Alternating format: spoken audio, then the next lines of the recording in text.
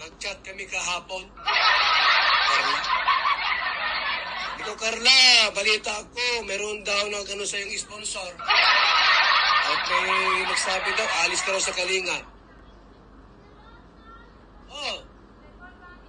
Sabi nga daw, nag-chat po madaling araw. Hindi na lang, alas 4. Ano sabi sa akin ni Carla? Alam mo, Kuya Bal,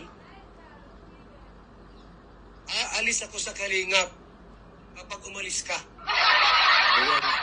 Sabi sa akin, kung aalis si Kalingap Rab, atid na, aalis ako sa Kalingap. Ano sabi niya po sa amin? Hindi na.